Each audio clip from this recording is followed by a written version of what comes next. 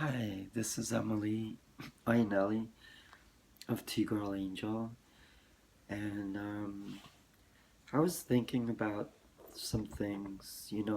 I'm raising a son who's going to be 17 in December. I remember when I was 17, how much I was worrying about my future, what I was going to do with my life, um, and not really knowing, to be honest with you.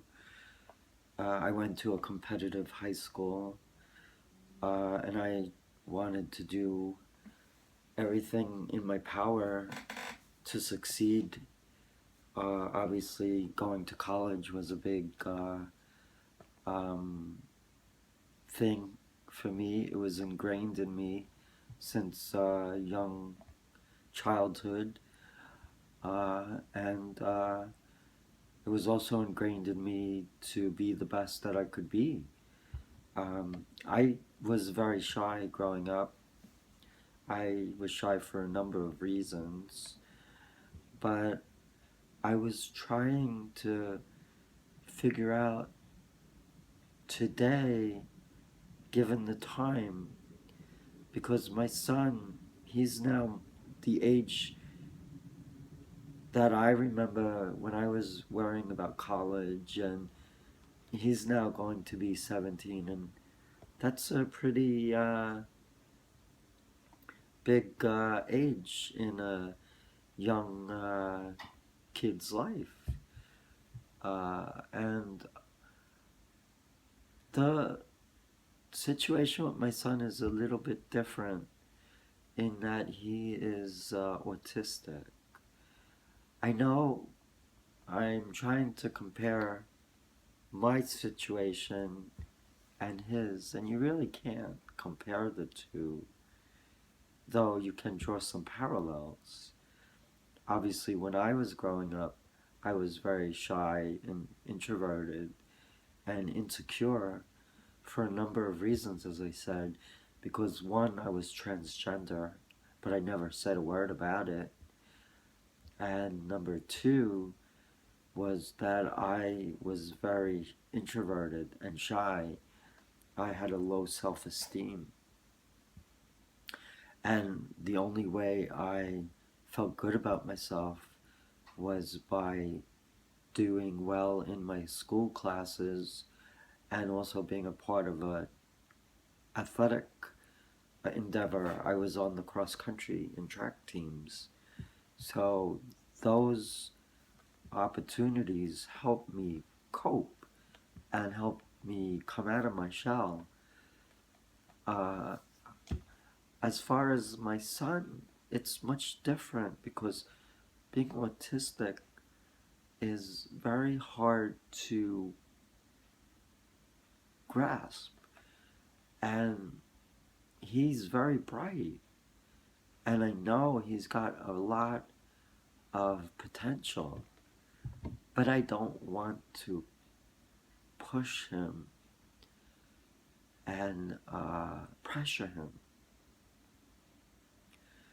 And I want him to be happy and find himself. So I'm kind of trying to find a way to encourage my son. I also am at a disadvantage because I don't really see him often because we live apart because he's in a residential school program due to his special needs. So we don't get to see him, the family, as much as we would like. We are going to see him this coming holiday for Thanksgiving and Christmas, which I'm looking forward to. But it puts a strain on the family that we don't really get to see him quite often. And I feel sad in a way because I want to see my son, and I like the times that we get to spend together. Family is important. Um, I know that my situation of being transgender and coming out to my family and friends and My son, especially, was not an easy process. It was quite difficult.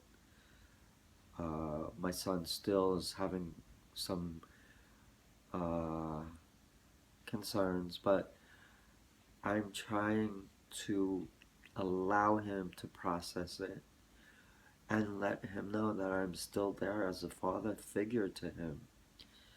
You know, it, what you see on the outside isn't always, like, it's very hard to explain it.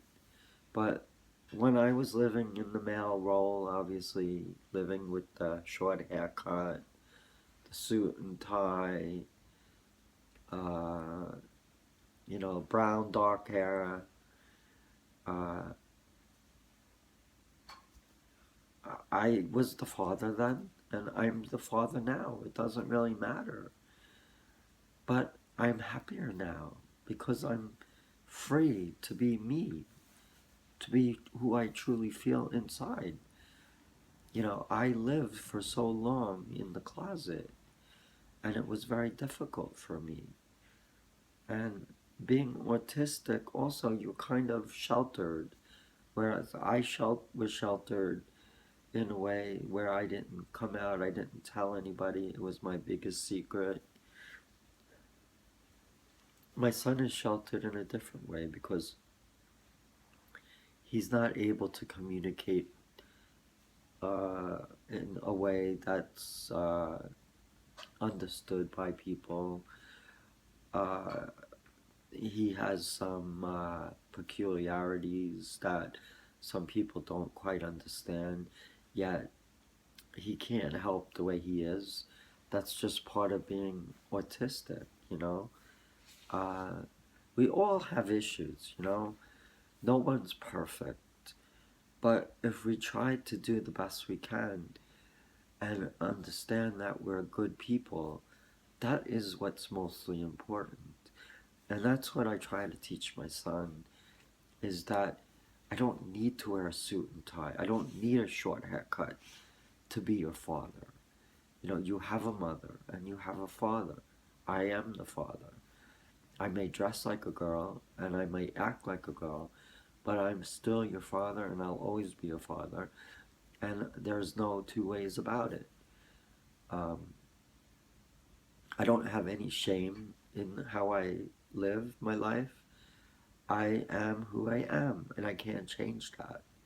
You know, I wound up in the hospital multiple times for depression, for suicide attempts, for anxiety issues, for phobia issues, a whole host of reasons, for financial woes.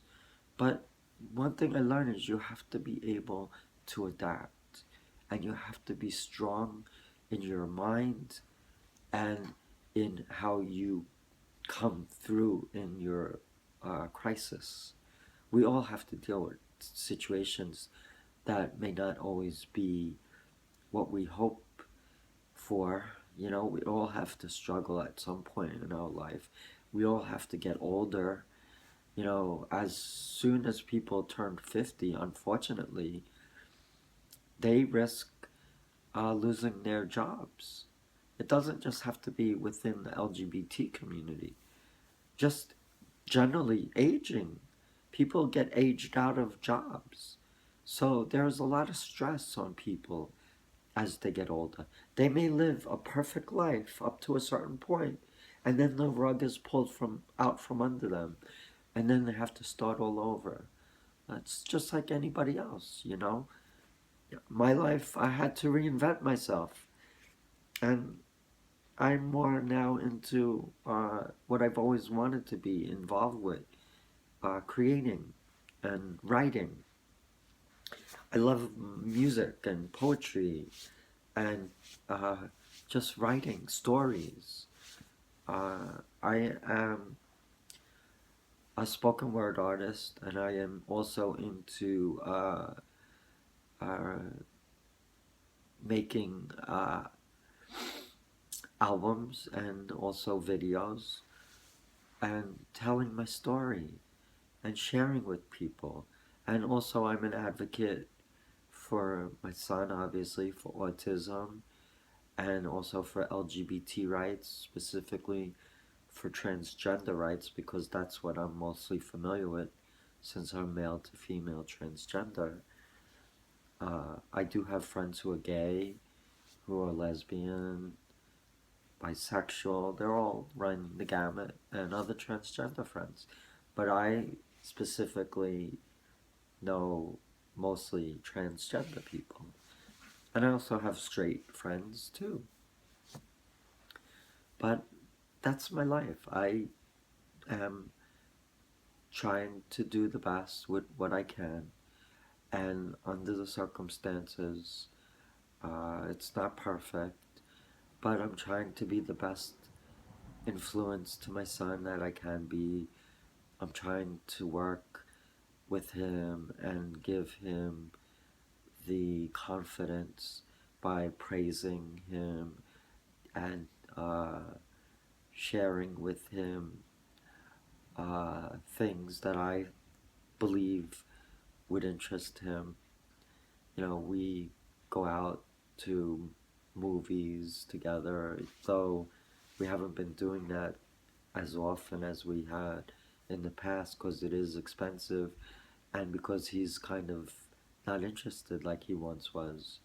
So it's kind of challenging trying to figure out what exactly he does like. But we don't have that much time together anymore because he's away in a residential school. So the times that we do get together, I appreciate them because it allows me to bond with my son. And, you know, I have some major decisions ahead with regard to his future and what his education will be like. Hopefully, he'll have the ability to go on to college. We don't want to jump to the conclusion that he will. We don't know for sure, but you know, we are planning for that. But we also have to work with him and his abilities and what is best for him. And if you're raising a special needs child or an LGBT child, you have to learn to deal with their situation and accept them and work with them and, you know, don't judge them. Just try to understand what it is like for them. Try to understand their perspective. It's important. I never had the chance or opportunity to share my feelings with my parents. I was too afraid. I grew up in a different generation. I didn't even know much about transgender issues, to be honest with you. And I was afraid. And I didn't even know if I would ever transition, to be honest.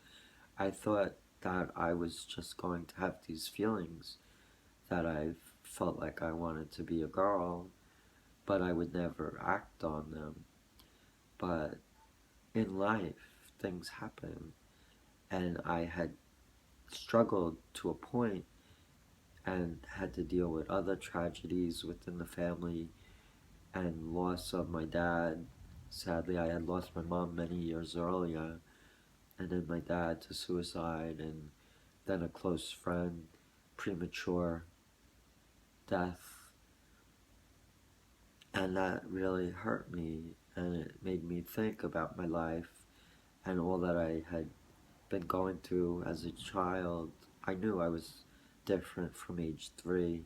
That's when I started wearing girl clothes. So I knew from a very young age. And raising a son who's autistic, I know he has special needs. And I'm trying to help him as best I can. You know, life is complicated and we can only do so much. But if we love our children and we're there for them, that's really what matters most. And I believe that I will always do the best I can because I love my son. I love you guys. Thanks for being my support and fanship. Love you. Bye, Emily.